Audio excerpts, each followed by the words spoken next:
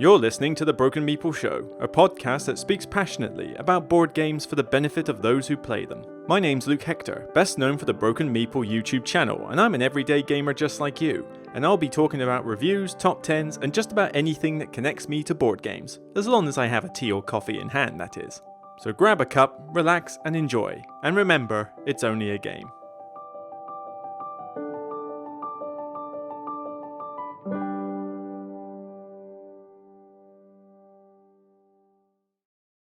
Hey folks, welcome to another podcast episode. What is this now? Sunday the 5th of December? I'm struggling to remember the dates at the moment. It's somewhat busy at work. It's kind of destroying all my brain cells, but then so is playing a lot of games, and there's been a ton in the last couple of weeks that I've been playing. So much so that this podcast is actually going to be quite a nice easy one for me, because I didn't really need to think about what topics to do for the list, because it's basically talking about one convention, one channel, and then a ton of games I've been playing. This is essentially a bumper list of all these games I've been playing recently and my thoughts on them, particularly if they are new to me. If I've already talked about them in the past, I'm just going to kind of gloss over them a little bit, but there's plenty on this list, shall we say, on my notes here, as I sort of, spoiler alert for anyone who sees that.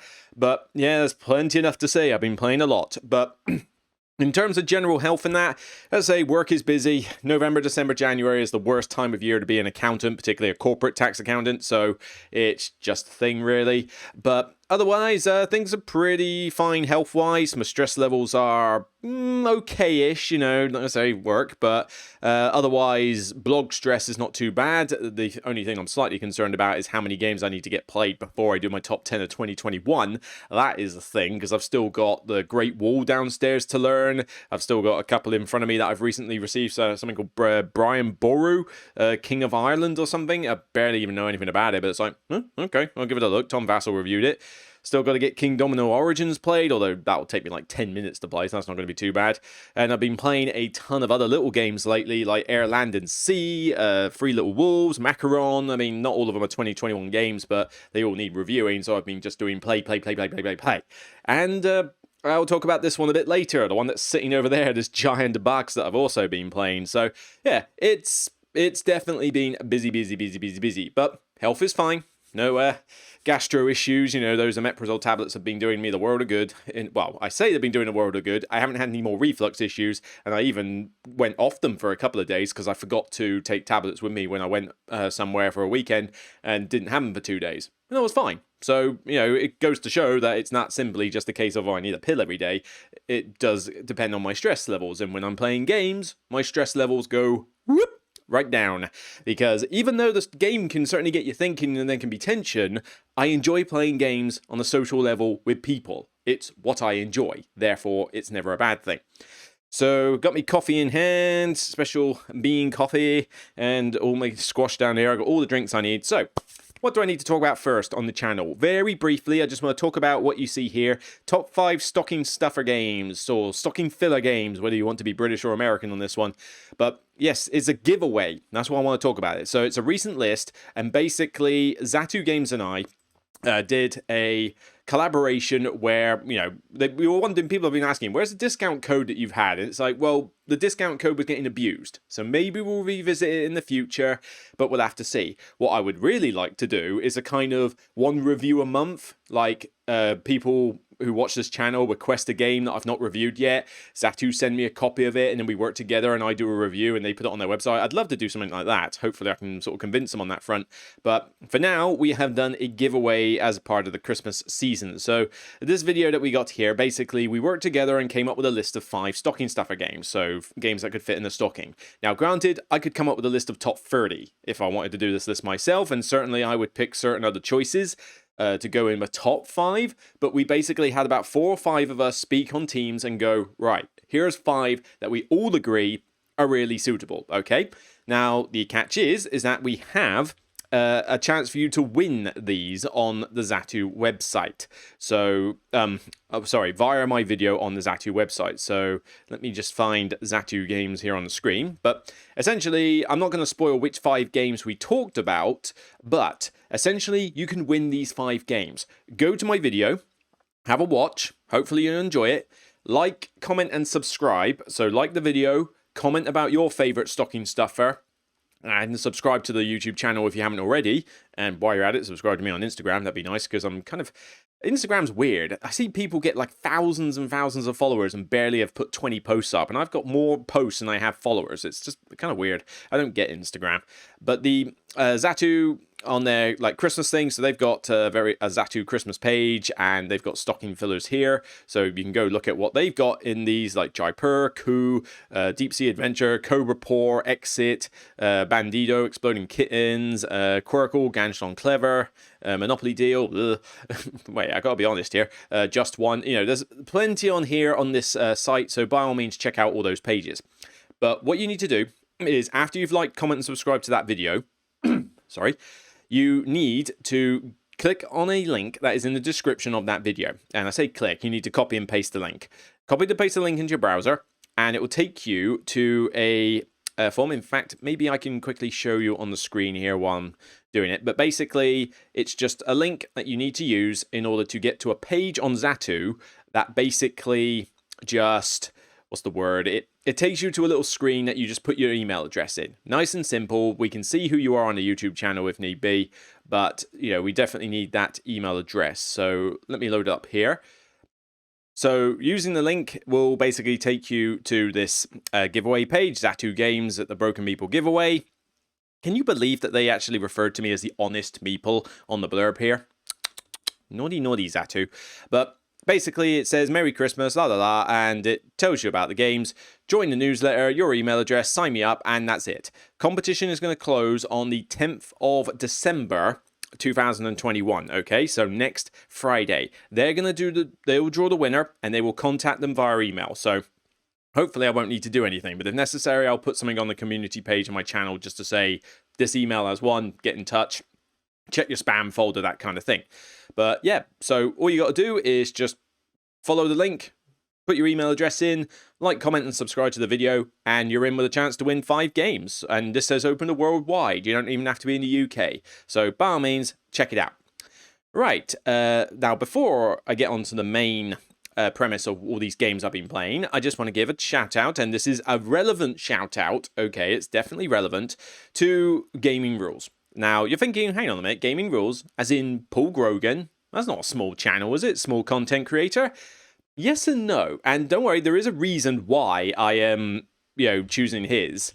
Because basically, a lot of these games I played was at a recent convention we went to called GRIDCON. It's a special one. It's mostly open to Patreons of gaming rules, but, some people can get, you can also get in if you're not a Patreon. And Paul Grogan and his friends, Victoria's, his girlfriend, they host it, and it's a great little thing. It's a very casual, what's the word, like casual convention. So you don't have, any like massive events and podcasts going on or anything like that. It's not like these conventions which have now become more about the channels that are part of guests as opposed to the convention itself. Even Paul, I mean, yes, this is a gaming rules convention, but apart from the fact that he's there and he does a vlog, that's it. There's no special show or anything like that. So it's not like you go to it saying, oh, it's the gaming rules convention. It's like, no, it's GRIDCON. It's its own thing. And basically, that's where we went. That's where I was last week. 5 days, solid playing games. Well, I want to shout out to Paul because, he's a good friend of mine. He's from the West Country like I am, although I think he moved to the West Country. I don't think he was born there like I was, but oh well, you're there now, so it counts. And, the man does a good job. He does a lot of good quality content, with his games and tutorials and playthroughs and that. I mean, I wish I could do playthroughs like this all the time. I don't have green screen capability, nor do I have the means of doing it on my table currently. We'll see. But the idea with this channel is that there's a lot of different video content. He's a friendly bloke, and if you have played any heavy Lacerda game or a lot of other heavy games in the past, chances are you owe the fact that you can play the game well to Paul for helping to edit the rulebook. Okay, his stuff that he has done for the hobby is unprecedented compared to a lot, and yes, he's got a lot of subscribers. The views don't always seem to justify it, though. There's a few of these videos that do get a fair amount of views, but when you consider that a lot of the trendy channels at the moment seem to get, like, a ton of views for literally just breathing, it's kind of like, I feel like he gets the short end of the stick from a lot of, like, people and publishers and that, and I feel like he deserves more. I mean, where else are you going to find a really good tutorial and solo playthrough of, like, Euthia? And, a tutorial and playthrough of Mindbug. And these new games like Ark Nova. I mean, Ark Nova, tutorial and playthrough, only 8,000 views, and that's from a month ago. Now, I say only 8,000, because if a video of mine got 8,000, I'd be loving it. But this is Ark Nova. This is, like, one of the hottest games out of Essen. And yet, only so many views. Now, granted, it went up a lot more for Weather Machine, so I guess, and Voidfall, but still, I feel that not enough people watch his stuff, and I feel bad for him, really. I think he deserves a lot more. I get on well with him. We've done stuff in the past. I did the Spirit Island playthrough with him. That was good fun on his channel. I wonder if that's somewhere. I wonder if that's anywhere on here, actually. He does Arkham Horror card game stuff. I mean, I'd love to play a game of Arkham Horror card game with him. That'd be pretty sweet. But where is that Spirit Island? I wonder if I can find that Spirit Island one. Let's see. We got Eclipse, Clash of Cultures, Marvel Champions, more Arkham Horror. I can't find it for the moment, but have a look on his channel and find the Spirit Island digital playthrough that we did. It was fun. But also, he's been on my channel. We did top 10 thematic games on my own YouTube channel. We also did a pre-Essen vlog with me, myself, and Irene. No, me, Paul, and Mike. And we're hopefully going to do something else before the end of 2021. We're still discussing it. So, this is a lot of good stuff, and I always like to watch his content. Not for every game. I mean, I couldn't give a monkeys about Great Western Trail, as you know, but certainly I was interested to know a bit more about Mindbug and get his thoughts on Ark Nova. In fact, the reason I was even able to play Ark Nova at GRIDCON was because I watched this video first. Okay, so that's got to speak volumes there. So yeah, by all means, Paul Grogan, Gaming Rules, give the channel a look, and I'd say give it a bit more love than it's getting, because I feel there's something weird going on here. It really does deserve more love than it gets. But enough love for the moment. Let's actually get on with the point of this show. Yes, as I mentioned, I went to a convention called GRIDCON, which, as I say, was Gaming Rules' specific convention, but it's not like AirCon, which is now the Watch It Played show. This is GRIDCON. It doesn't even mention, I mean, apart from the fact it says Gaming Rules and Devon Convention, you wouldn't notice it from looking at the label and that. So, but as you can see from the photos here, in fact, is this the most recent one? I think it is, actually. Yeah, I think this is from the recent one that actually, I don't remember Christmas decorations going up. No, this is from last year's, I think. I don't think he's put this year's one on there. But yeah, bunch of tables, multiple rooms, big tables, even a special one for demos and that. He'll demo some stuff. You can ask for other players, and you just sit there and play games. It's definitely more Eurocentric than other games, in the sense of what is tend to played. And yes, it's perfectly family friendly, but not a lot of kids end up there. You kind of find that it's more heavier games that tend to get played. I mean, look at this lot. You've got Twilight Imperium 4. You've got what looks like an 18XX game there, or maybe that's a prototype. I don't know. One in the same, really, aren't they? Oh, I'm going to get so much flack for that. You got On Mars, got Cooper Island. I mean, these are heavy games, and it was no different at this convention either.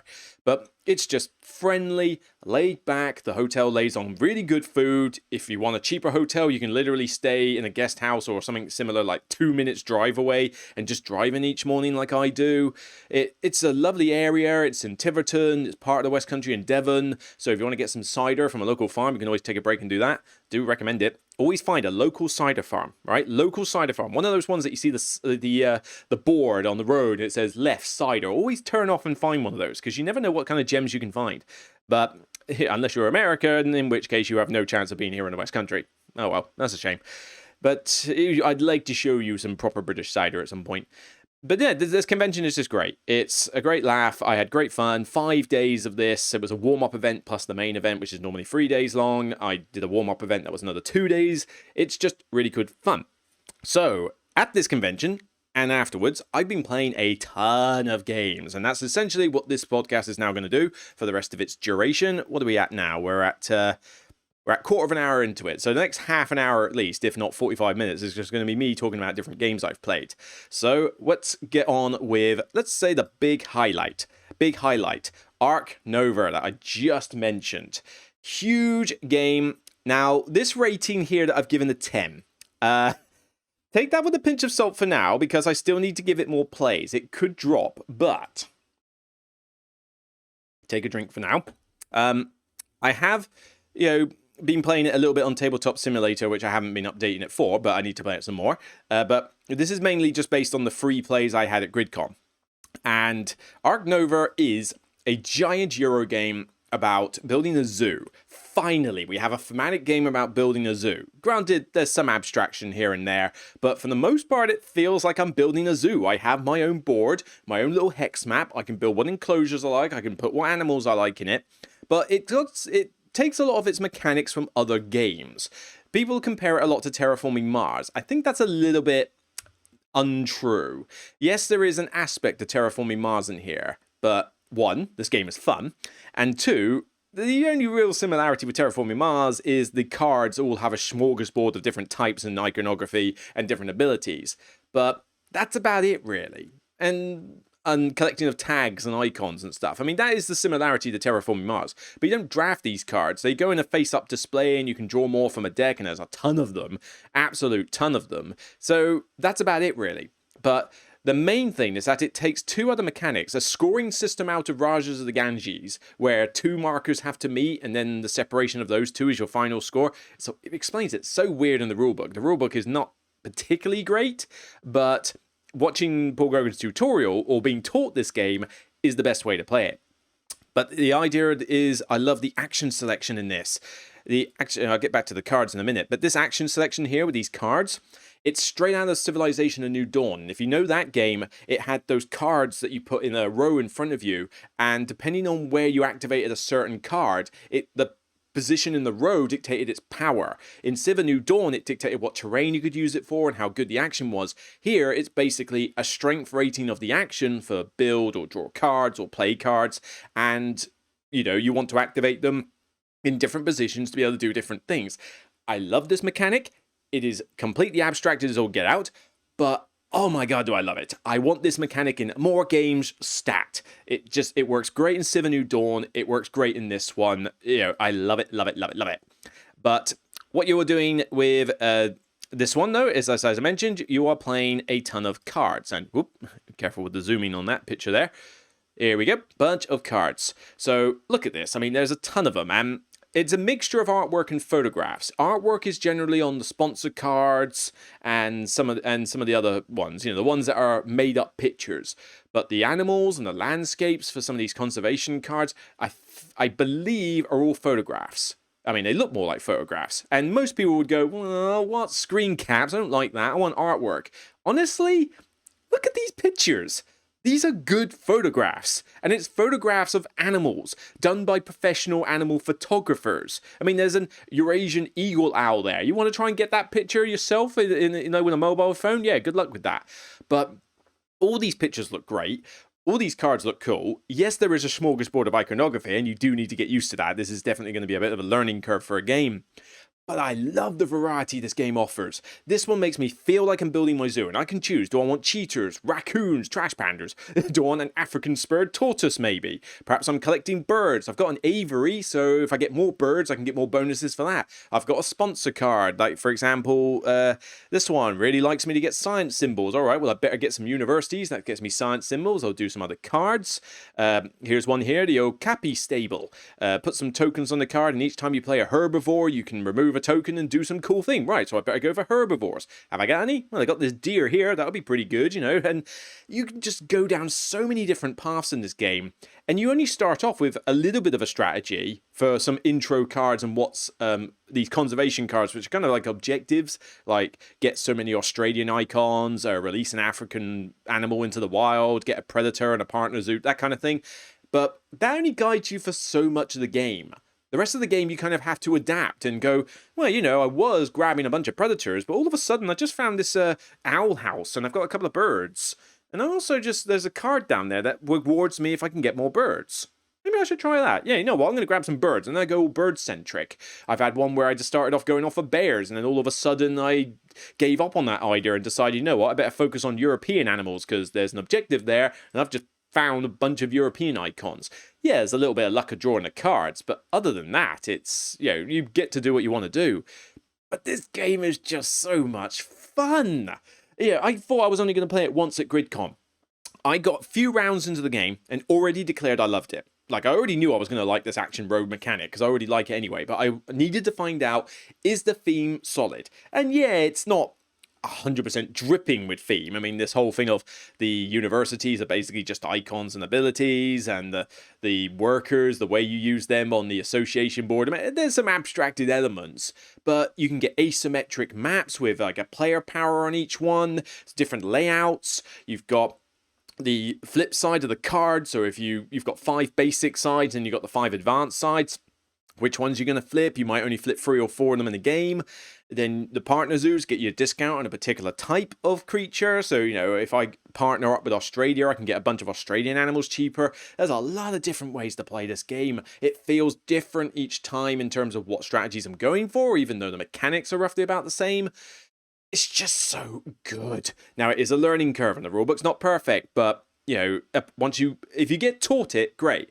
But as I said, played one game, great, loved it, wish I could have got it at Essen, but I was not prepared to stand in a queue for 90 minutes just to get a copy of it. I mean, come on, Furlan Spiel, print more copies of your games. Or send me a review copy, that'd be fantastic. But I got to play it a second time with 2 people who already had an Essen copy there, and then I managed to reserve this game from GRIDCON again to teach Mark Dainty from Not Board Gaming and another person, you know, another free-player game. So I played it 3 times within the space of 3 days. Loved it every single time. This game is really, really good so far. This is a big contender for my number 1 of the year so far. But I need to give it more plays. I need to try it more on Tabletop Simulator because I don't own a copy of this game. And I need to try the solo mode because that's really going to be a big thing for me. It's like, there's only so many people I'm going to want to play a game this heavy with.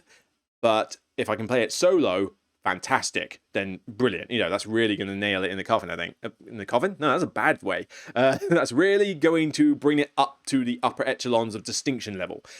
I've given it a 10 so far, but I gotta make certain I get off the fanboyism for a bit and give it more test runs and see how's it going to go for longevity. Is that theme really strong? Is the solo mode any good? You know, so it could fluctuate, but I don't expect this to drop to, you know, a really low level or anything. I'm really, really enjoying this game, and hopefully I'll be able to do a review of it, but I don't know.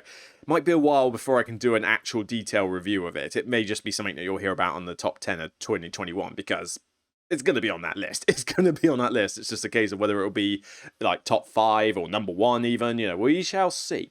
But yeah, loving it. Ark Nova. You're definitely going to give this one a try. Alrighty, let's go for another heavy one. This was another one that we watched Paul Grogan's video for in preparation. Weather Machine. Now, Weather Machine I've given an 8 based on first... And bear in mind, this is not like a true and tested rating, okay? This is first impressions here. But I've played a game of Weather Machine, and I think it's good. In some ways, great. But, I don't know, I have some reservations. My mate, my friend loves it more. I mean, it's one of his favourite Lacerdas now.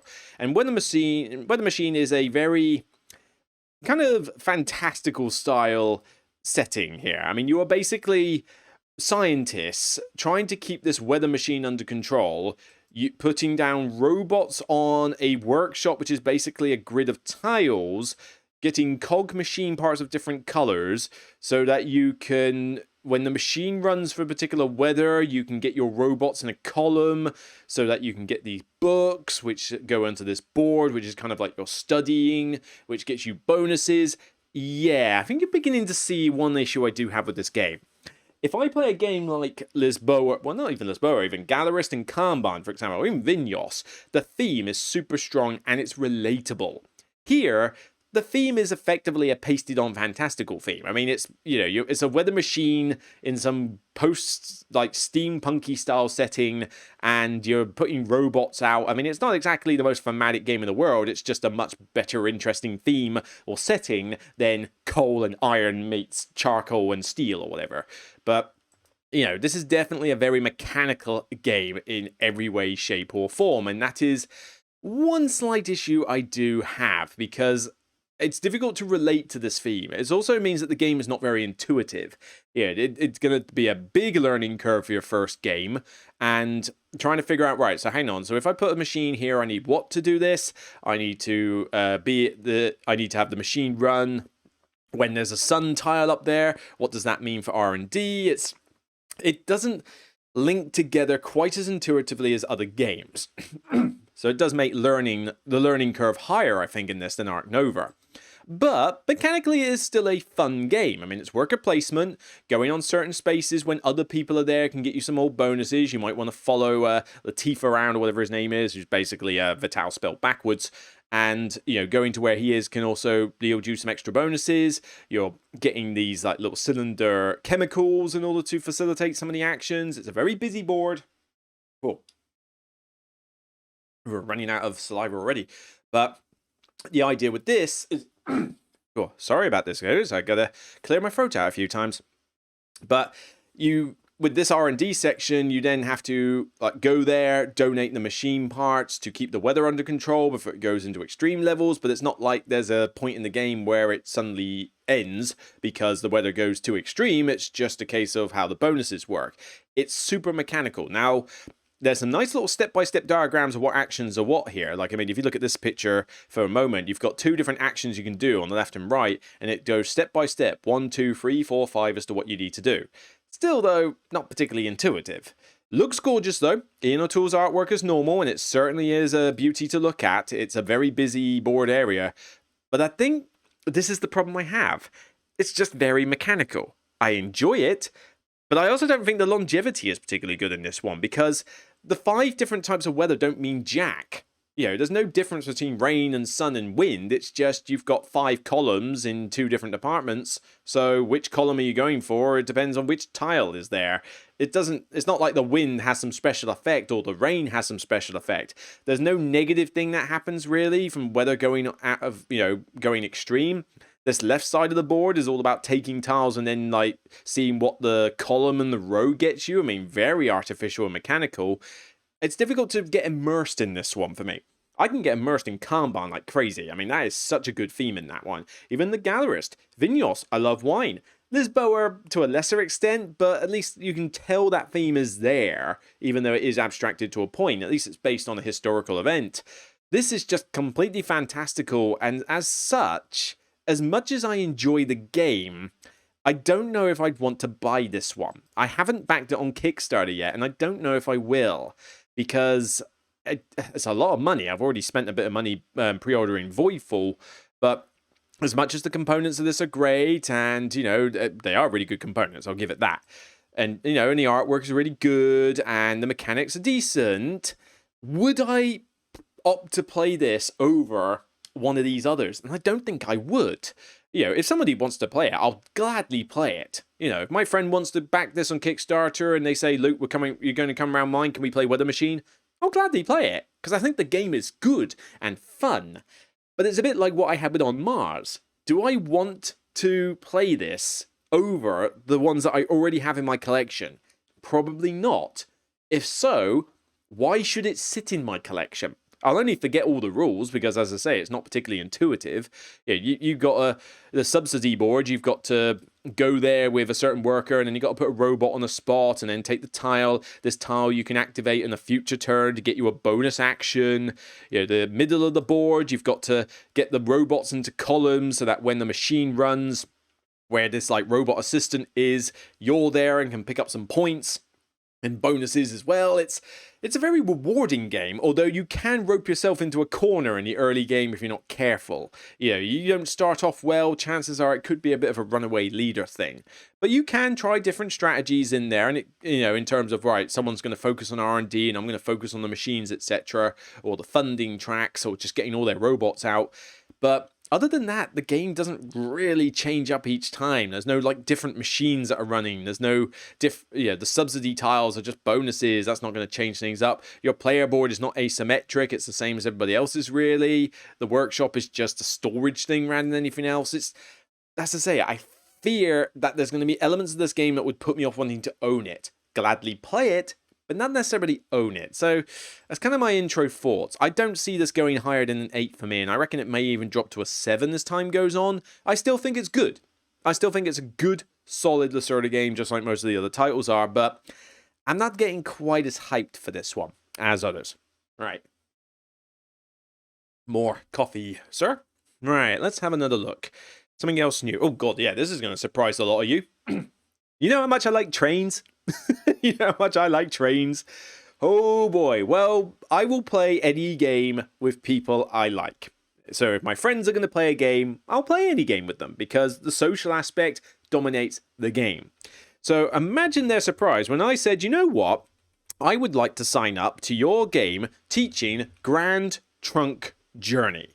And if anybody knows this game, you're going to be thinking, Luke, are you on drugs? What possessed you to play this game? This is, and I really got to stop. I really got to find a way to get like the ratings out. The ratings almost act like the mini spoilers, but I've given this a 7 as my initial rating. It's like, Luke, you're on drugs, or you're an alien, you're a Skrull. Where's the real Luke? No, seriously, because I do think trains are a dumb theme, all right? I hate trains, they're boring, they're whatever. I still love Ticket to Ride. I just imagine it's different transportation. You know, trains are boring for me. I'm not interested in trains. But the mechanics of pick up and deliver, I do like. My problem with Age of Steam is the loans and the finance part of it just gets A, too boring, and B, too punishing. I don't like it when it's too punishing. 18xx is all about the investment and the stocks and all that boring stuff. Again, that's not so much the pick up and deliver part.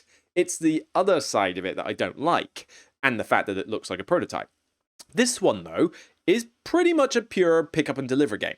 You've got to go around this map of, Canada and Northwest, and you've got to take goods from one bit to another, and then some different cities want different stuff. I mean, this is a board not even set up yet, but there's private contracts you can go for. The different cities have different demands, like some want coal, some want steel. Here's a good picture here. So here I need to take a steel to this port and turn it into wood. Here I got to take a wood to this one, and they'll give me coal and steel. So you've got to plan your routes. Why did I like this game, though? And granted, I do think it's a bit long. We played it with 4 players, and we were all kind of new to it because my friends had only played it like once before, about a year and a half ago, and I was brand new to it. So it took me a little bit to get used to it. But once it clicked, it started rolling pretty well, and that was not a pun. But this card system is what I liked about it. It's like a little mini deck builder. You start off with a basic level 1 train. This is like upgraded versions here. And you have these cards, some of which are the actual carriages, and they can hold certain goods. Cubes, yes. Some of them are like ability cards. So here is a development card. So this one allows you to do one of the 2 actions on here. In this particular example, it allows me to develop my train into a bigger version, or to spend coal to make it quicker. And I went full on that. This was my strategy for the game. Get a quick train, build it up, and just zip around the map like crazy, as fast as I can. Worked well enough for me to win the game, so, it did well, but I felt I could have approached it in many different ways. But this card system is really cool because, I mean, as well as being able to get technologies and stuff that, help you do stuff, the box is not particularly big either. I mean, it's a fairly medium-sized box for what you get in it. But I'm trying to find a good example of, like, picture-wise, of the game in progress. But, all right, this one's not too bad. So here you've got the different routes. So again, pick up and deliver. I like that, planning my route.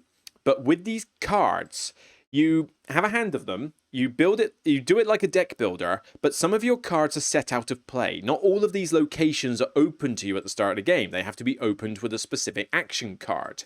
And so with the action card, if somebody says, right, I want to open Ottawa, for example, it becomes open for business. Everybody gets their Ottawa card, puts it in their discard pile, or if you opened it on top of your deck even, and it's now part of your deck. But everybody's deck is asymmetric. They've all got the same locations in them, but what ability is on specific city cards is different. So my Ottawa card might be a carriage that can hold more resources. For someone else, the Ottawa card might be a specific ability card. So everybody feels a little bit different at different times. But the way that you play the cards is really cool because you have to change your destination every turn, and that's a card. It's kind of mixed use cards in a sense. Let me try and find another example of the cards here. This will do. This one at the back here, it's a carriage that allows me to pick up steel. It's also got the place New London on it. So it's a mixed use thing. Do I play it as a carriage? Great. I now have a carriage that can hold steel temporarily. Problem is, I now can't visit New London. There's a wild card in the deck that you can use. That's great. But now I can't visit New London because it's now a carriage.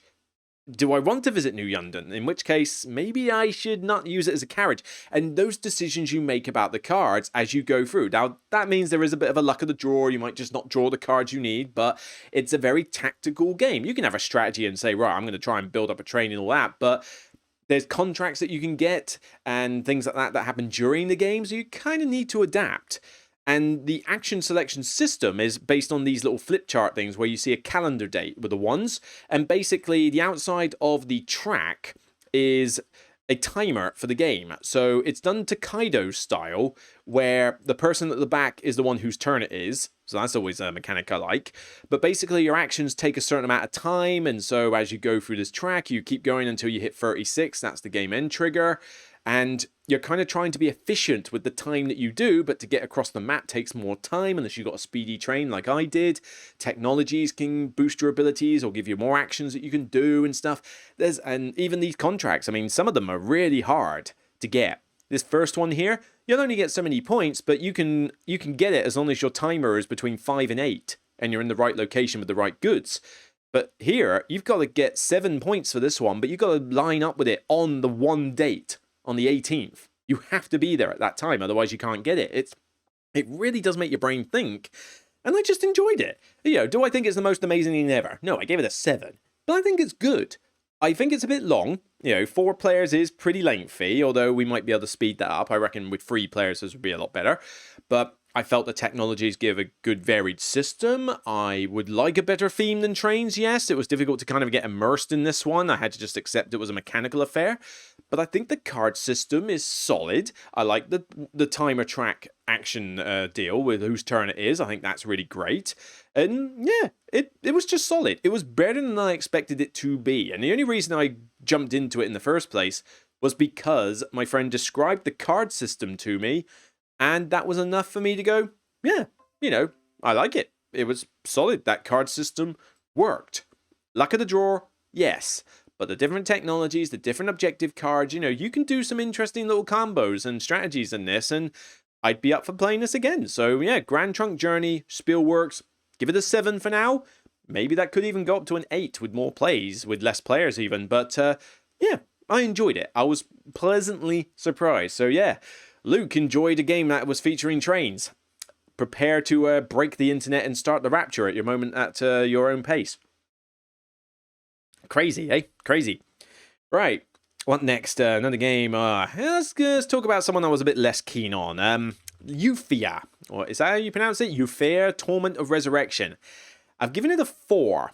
Now, Mark Dainty, bless his soul, taught me this one, and he had to unbox a copy of it from the library that some 5-year-old had put back. So all the cards and tiles are in the wrong place and that, and I felt sorry for him because I didn't know how to help him. I just had to organize stuff, but I didn't know what cards were what tiles were what. So we kind of just had to go with it, you know. So, but he loves this game. He's been talking highly about this one all year. It's definitely going to be one of his top 10 of 2021, I think. And it's essentially, supposedly, an epic competitive board game that you can also play solo and cooperative. I describe this as a watered down version of Mage Knight. Uh-oh, spaghettios. Yeah, you know what I think of Mage Knight. Not a fan. This one definitely has that Mage Knight flavor, and I think the people who enjoy this a lot are gonna be Mage Knight fans. I can't imagine you would hate one and like the other. I feel you've got to like both. But this one, basically, we played a co-op scenario. I mean, the competitive is kind of weird. You know, you've got to stop some big baddie, but you're kind of working against each other to have the most points and reputation by the end. Thematically, it doesn't really make sense.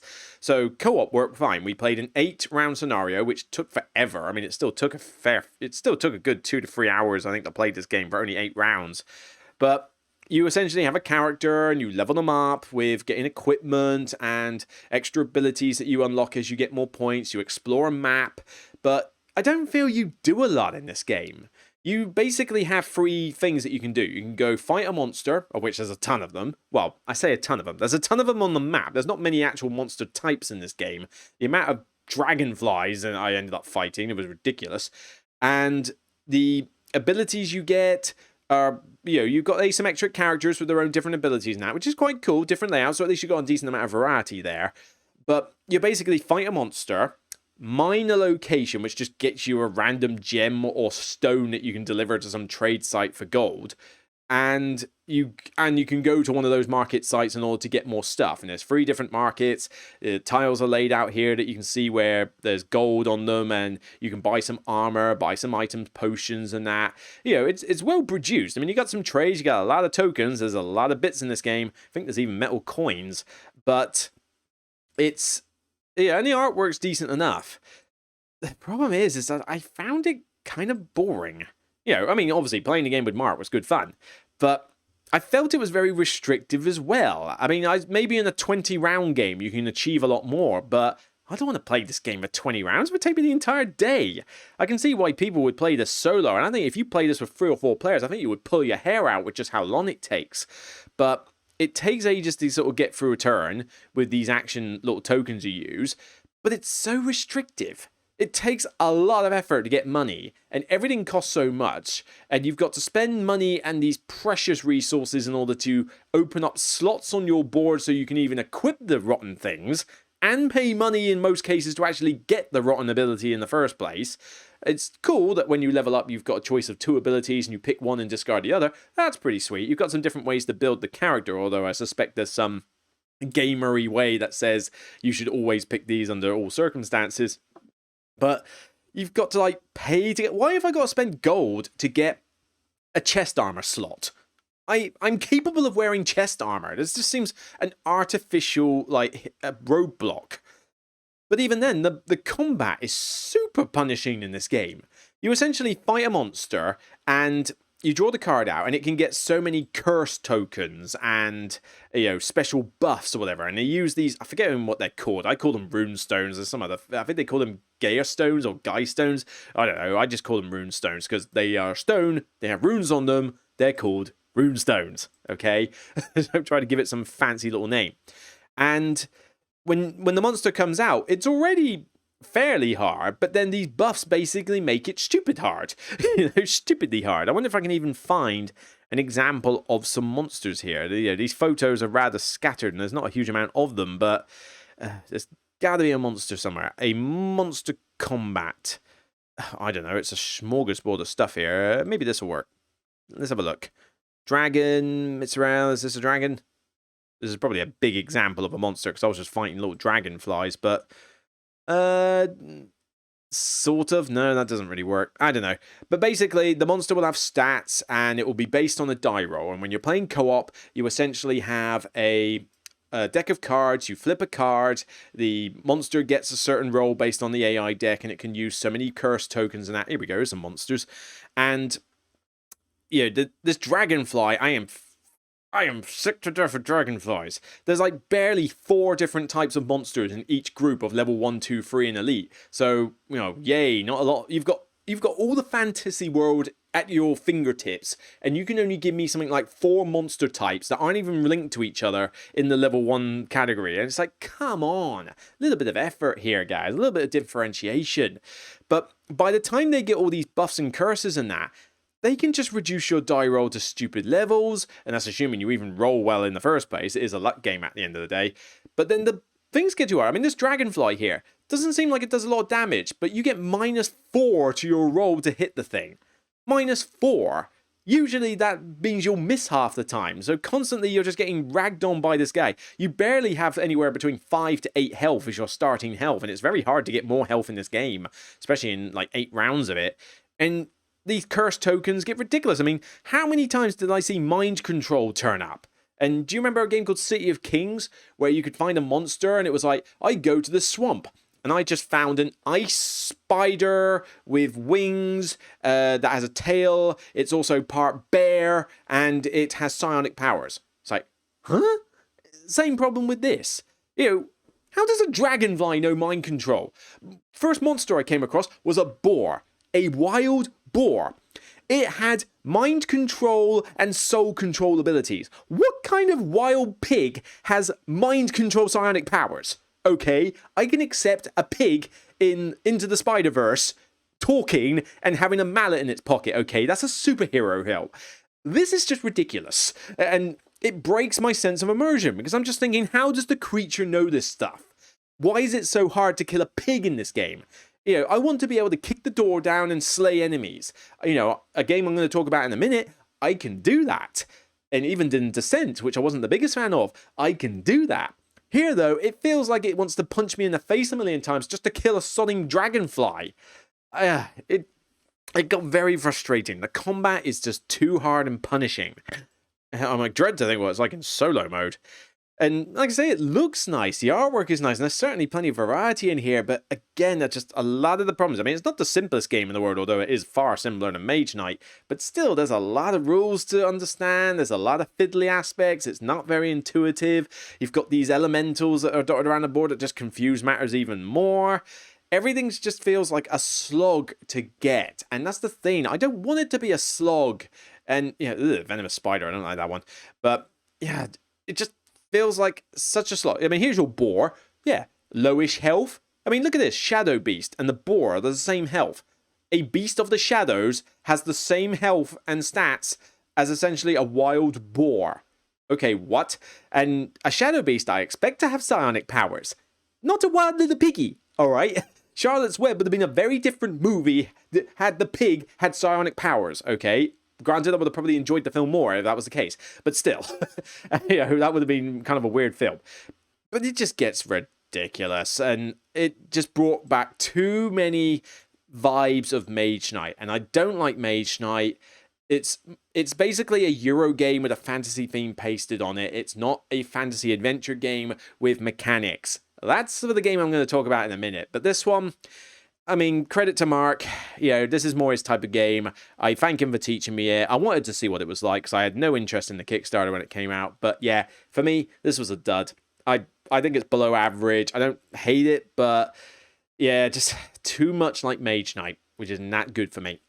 Right, let's talk about an adventure game that is solid, though, or at least solid after the first 3 games I've had of it. Let's see, where are we at for time? 48 minutes, right, okay. Ooh, there's a lot of games still to talk about. Well, we'll go through a couple of them. Right, this one I didn't play at GRIDCON. I had the Kickstarter delivered, and I've recently just played 3 games of it. Role-player adventures. Role-player adventures. No, not role-player. Role-player adventures. Come on, get it right, Luke. But, get it right. There we go. Stupid. Come on. Work with me, Board Game Geek. So, Roleplay Adventures, it's in the Roleplay universe, whatever that needs to be. This does not need to be a universe. But Roleplayer is this really cool dice game where you're building up a D&D character. So you level up the character, you gain its attribute scores, you develop its traits. Really cool, fun dice game. There's another game in this universe called Lockup, which I think is fine. I give it a 6. I think it's fine. I don't love it, but I'd happily play it. Roleplayer Adventures, though, is an adventure, a kind of choose-your-own-adventure style game utilizing the dice mechanic, similar to Roleplayer, but not entirely. And the idea is I don't want to spoil too much. I mean, this is a picture of the first tutorial scenario, so it's not really giving away much here. And this is a tabletop simulator version of it. Anyway, I've got like the big box here. I mean, I wonder if I can get it on the... let me find the lid here. Oh, God, this is the box. I mean, it's pretty big here, this huge jumbo box, which looked a bit daunting at first. Surprisingly, not that hard to set up and put away, though. Most of it is in trays, which are half well designed. They're not perfect, but they're fine. And there's a lot of different cards, but you don't have to set them all out like this. You can leave some of them in the trays. But the idea is that you can use an imported character from Roleplayer. Bit too much fat for my liking. I'd rather just use one of the 50 million pre-generated characters that are in this game, which I have. I've taken a cat, humanoid cat or whatever it is, a Bastia, or something like that. I've got a cat soothsayer. And you go through these scenarios. There's like 10 plus a finale and a side quest, these adventure booklets, and you lay out this little map. You've got a character marker on there. You go to the locations. You flip over encounter markers. You've got a tome of encounters. You've got the different booklets that you can use. So, and a campaign log, etc. And you've got your own character sheet with attributes and all this stuff. And what you have is essentially a hand of cards made up of your various weapons and skills and traits and that. And as far as I'm aware, there's no limit as to what you can carry, which is a little bit weird thematically. I mean, I can have all these different weapons and skills and all that, and yet have no limit to each. I feel like there should be, although to be fair, that would make the game stupidly hard if you did, because you need every last card you can get. But the great thing with this is that it is a choose-your-own-adventure game. So this is an adventure game with mechanics. not a mechanical Euro game, with an adventure theme pasted on. You are going through these different locations and uncovering a story. I've only played 3 scenarios out of the 11, 12 that are possible here, so I'm about a quarter of the way through this game. I'm really enjoying this. The rules aren't that complex. You kind of need to go maybe a couple of times through the rulebook just to make certain you're really good on it, but the player reference cards are pretty decent, these combat and skill ones, and the system is mainly a case of, right, draw a bunch of dice out of a bag, roll them, and then based on whether you're doing a skill test, which is done by this really cool little spiral-bound booklet here, which has different levels and difficulties and requirements for skill tests like interpretation and stealth and resistance and endurance, that kind of thing. Neat little idea. And the idea is that you roll these dice, and with the cards that you have, the weapons and that, you are manipulating these dice in order to succeed at the skill test or cover up dice slots for combat. And it's a really neat little system. Now, granted, there's a lot of luck in this game. You know, what you roll is important, what you draw out of the bag is important. You can spend attribute cubes in order to dictate what dice you draw, what colours, and the cards act as mitigation, but certainly, at least when you start the game, it's going to be pretty tricky, and then later on when it gets harder and harder to do these skills, I'm sure it will get ridiculously hard, but it's definitely going to have some times where it's going to sort of punch you in the face a bit. But it's a really cool system because it's a cool little puzzle. Like every time I get a new skill, I got to think, right, I need those numbers and these colors. Right, well, this is what I've drawn, this is what I've rolled. Now, let's see. This card, Spear. I can upgrade. I can flip this die over if it's green. Well, can I change it to green? Yeah, this card lets me do it. Well, if I play this one as a 5, I can change it to a 1 and 3.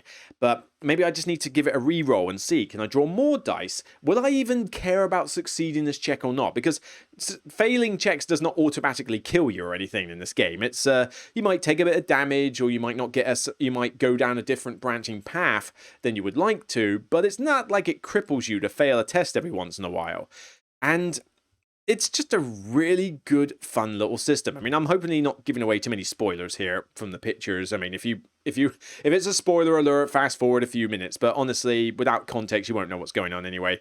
But you know, for example, here I've got to cover a green 1, a 6 pink, a 5 red, and you know, if you don't cover up combat slots, they counterattack you and do damage. You might think, well, I really want to fill up that slot first because it gives me XP and means I don't get hit back as much. The variety in this game, though, is off the friggin' chain. Too much so, in fact. Because I am a cat soothsayer. I could be a halfling cleric. I could be a dwarven forge master or whatever. There's, just like in roleplayer, there is a ton of classes and a ton of backstories that you can have, but you are likely only going to play this campaign twice. You know, I can definitely see myself playing this campaign again with different people. I'm only playing it solo at the moment, but I could happily play this with maybe 1, 2, or 3 players and have a fun time because there's a lot of branching paths to your narratives. I mean, you decide to give aid to an ogre, for example, you might have just let the ogre die, and these come back to bite you or reward you in the future when you least expect it. So there's definitely a good story element here, much better than what Descent had. But it gets a little bit ridiculous. This expansion, for example, here, this, what's he called? I don't know, the Backstory Codex, this snake dude on the front or whatever. Yeah, this has backstories, more encounters, but God knows how many different backstories. I forget how many there is. 3, 5, 10, 20, probably about 50 or so backstories. You will have 1 per character. So I have a backstory from here called Haunted. 1 out of 50. If I play through this game again, I might instead have Savage. Great. 2 out of 50. When am I ever going to see the other 48? That's a little bit ridiculous. You know, I like variety as much as the next person, but you can have too much. And it's the same with the classes. I mean, I can't... here we go. Yeah, I got the cards here. So, nice big deck of cards here. You can have all of these pre-generated characters. That's a lot. Oh my word. You know, we've got Human Hunter, Elf Scribe, Shaky and Elementalist, Halfling Cleric, Wrathborn Sarnic, Orc Paladin, Gnome Priest, Dwarf Warrior, Frogkin Shaman, Dragon King Warlord, Minotaur Crusader, Construct Enchanter, Dwarf Tinkerer, Elf Wizard. Oh my god. It's ridiculous. You're never going to play this game with enough people to see a lot of this content. Same problem Gloomhaven has. People say, oh my god, there's so much variety in Gloomhaven.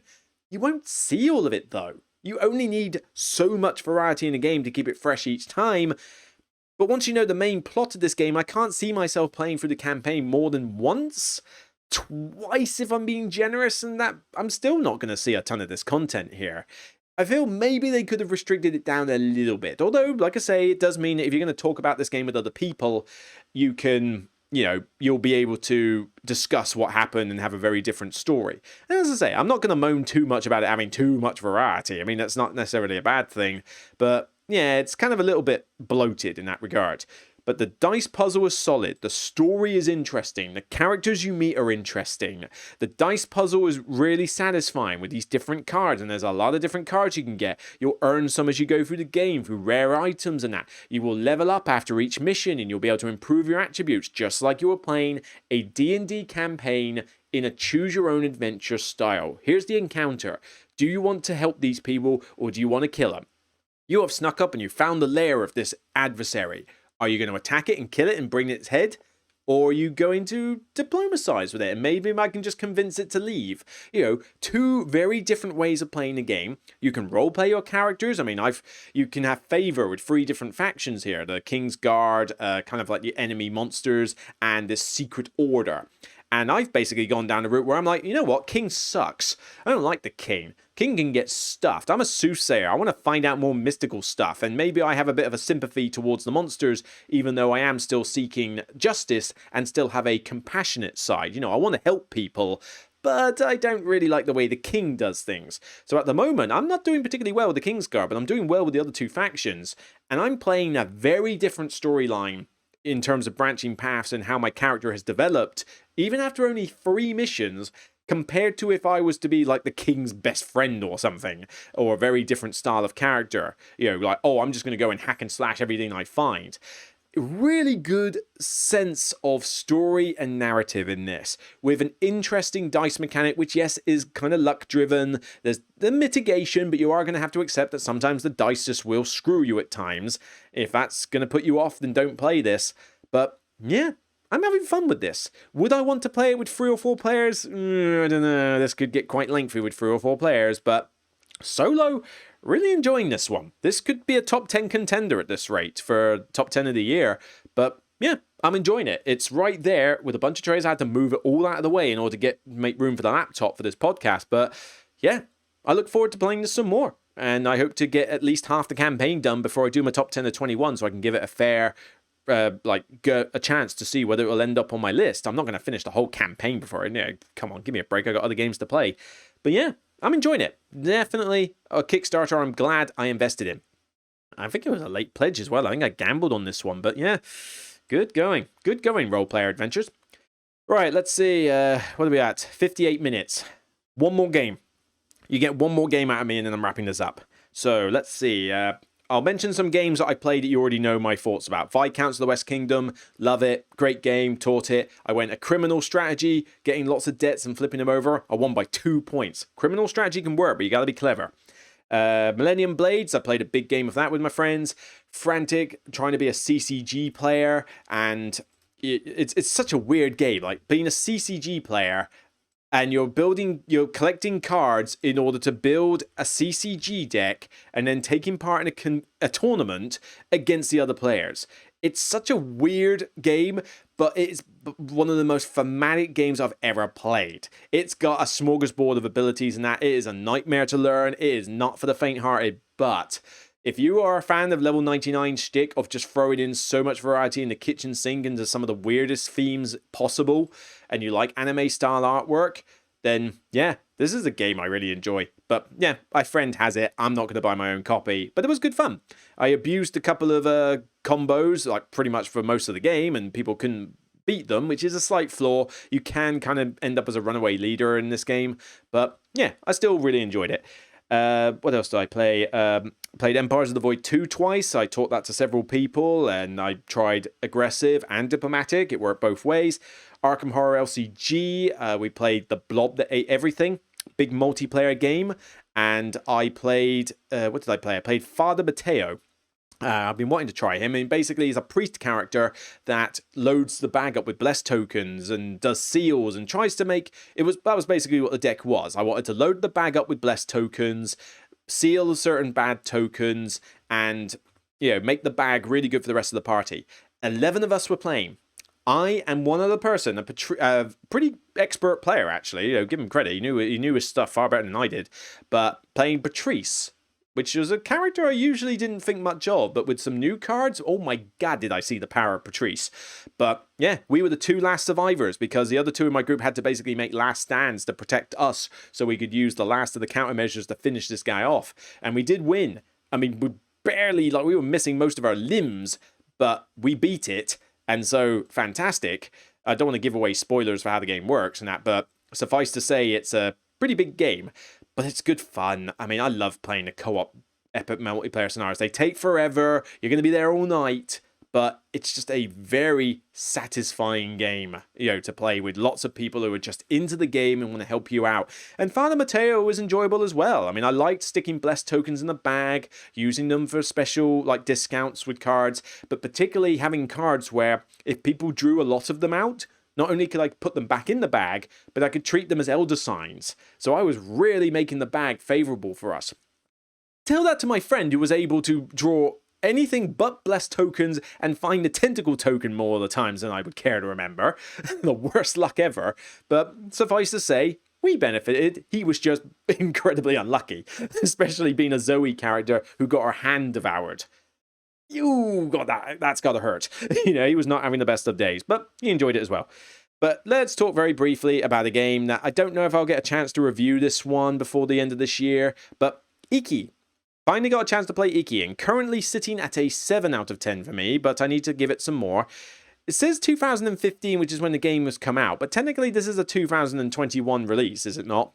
It's a reprint, it's a re-implementation, so I'm treating it as a 2021 game. But people have been telling me like crazy, oh, you got to play this game, Luke. You'll really like it. It's a good midway interactive game. It's like, fine. I missed it at Essen. Didn't look at it at all at Essen. But I bought a copy from Games Law at GRIDCON and just gambled on it. We learned it straight from the rulebook and we played it. And I've now played it a couple of times since. Firstly, seriously, whoever you are, French, sorry, we're French and that. Do your rulebooks better. This is not just a translation issue, I don't think. I think this is just poorly written rulebooks. This rulebook is a travesty. There are typos, which are significant typos. There's a diagram example, which is really weird to go through that you could explain much more simply in a sentence. And then there's a couple of rules which we got wrong because it wasn't entirely clear how the things worked. You are going to struggle to play this correctly if you do it straight from the rulebook. You really need to be taught this. The problem is, there aren't any good videos out there for this. Nobody has done a good video for how to play Iki. So you're kind of in trouble there, really. You really want to be taught this game, or you're really going to have to pay attention to FAQs and Board Game Geek threads. That being said, once you actually get into the game, it is beautiful as all get out. This cover is gorgeous. I love the artwork that is in this game. Look at that. That is such a nice cover. And what's his name? David Sitbon. You deserve credit for this art, mate. Really, really good. This is the older version, which certainly didn't look particularly nice. Can I find, here we go, an updated version here.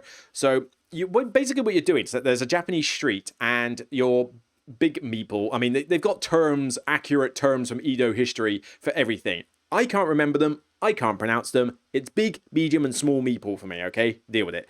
But your big meeple moves around the street and visits these different shops. The shops can have up to 2 characters in them. So the shop can give you some ability or you can buy stuff there. But you can also interact with one of the 2 characters, regardless of which player owns them. The little mini meeples basically say who owns them.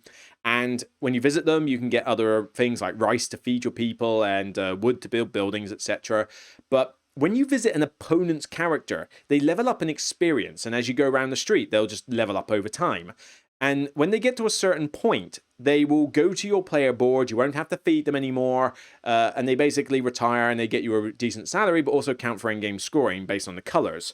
But while they're on the board, they get you a salary, well, as well as when they retire, but they'll get you a salary based on their level of experience, and they obviously can be there visited. You want people to visit them, but then you also might want to visit them yourself. Do you want them to fall off the board? I mean, yeah, I need to feed them, but they're in a good position on the board where I can take advantage of them. But then if other people visit them, they drop off the board. So now I've got to get another character. There's a lot of different characters. They do different things, pretty simplistic abilities. But you've also got the trouble of the fire. You have to like combat this fire that comes at 3 stages during the game, and it will choose one of the 4 areas at random, and it will move along, and if your firefighting strength isn't particularly good, your characters can basically get burned alive, I guess. I mean, pretty horrific, but, you know, that's the way. The game, I say, looks beautiful. It is gorgeous, great production quality in this game. Nothing was fiddly or anything like that. Really good production quality. The components, artwork, love it. The rules are actually not that complicated if someone actually teaches you them properly. It's a nightmare to do it from the rule book. But the rules themselves are not particularly complex. This is a mid-weight level game. There's also a bit more interaction in this one because you're putting characters down in the place of your choice and you're almost thinking, well, Green's going to visit there in a minute. Maybe I would like Green to actually visit this character, because if Green's going to land on that space, which you know where they're going to move for the most part, they could spend sandals to move faster and that, but you've got a good idea of where they could move. So you might think, well, if I place the guy there, I could tempt them into visiting them, and then, yes, they get whatever ability it is, but then it goes up in experience and it will retire sooner. So I'm like, here, visit this sushi chef. Go on, come on, visit me sushi chef. And it's a nice level of interaction. This is definitely more interactive than others. Now, you're not necessarily killing off other people's characters or anything like that, but the fact that I care where they're on the map, whether they're going to steal, like buy fish before I get a chance to, retire a character before I get a chance to visit them, or just the fact that I could get someone to visit my own characters, it's more interactive. And it's a refreshing change from most other Euro games. Now, flaws, besides that rulebook, it can drag its heels a bit in a 4-player game. It does go on a bit. 3 or less is definitely, I think, a bit more... 3 players is pretty enjoyable, actually. I think 3 is a sweet spot here. It doesn't scale with players, really. You don't have less spaces on the board, I don't think, for 3 or 4 players. Oh, actually, no. Maybe you do flip the board for a 2-player. I can't remember. But I haven't played this with 2 yet. There's no solo mode, so I can't play the solo. Not that I need a solo mode in every game, but still. Ugh, that was cold coffee I just drank there. You can tell how long I've been on the stream. But, you know, there's not a huge amount of variety in the characters. They kind of do similar things. Some are rinse, repeat. But the fire is kind of the thing I have the biggest problem with. This fire is a track that determines turn order for selecting which your spatial medium meeple is going to go on for dictating how far your big meeple moves. Cool little mechanic, but the fire is random. When the fire triggers, it's random as to which of the 4 segments it goes to. So you might just dodge a bullet because it just happens to not pick the stall you're at. But you might go out of your way to level up your firefighting and never need to use it. And so I wish there was a bit more of a deterministic factor there, because you could lose out a bit by having several of your characters killed off, even though there was only one of the stalls they were in. Any of the other 3 stalls they went in, the fire breaks out in, you'd have been fine. But just because it happened to hit that stall, you get screwed over. And I feel that's just a little bit too random in a game like this, where everything else is not random at all. There's no dice. Everything's deterministic in terms of if you know the game well enough, you even know what pipes, tobacco, and fish are going to come out because it's the same every game. Wish there was a bit more variety in that aspect. The buildings, you know, they're fixed for the game, and the characters you can see. So I do feel that the fire is just a bit of a weak element in this game. But other than that, the game is still enjoyable. I like the different characters. I like deciding, oh, I'm going to try this character now. I'm going to grab this one. I need to put them in this stall. Combo this with that shop. That's a good one. Get you to visit them. The turn order is important. How fast you move around this board is important, because you could level up your characters quicker if you move really fast, but then you go last. It's neat little mechanics that interweave with each other. But I need to play this a few more times to really gauge it, and I certainly need to try this out with 2 and 3 players, because I've only played this with... Well, actually, no, our first game was with 3, but we played the rules wrong, so that doesn't really count.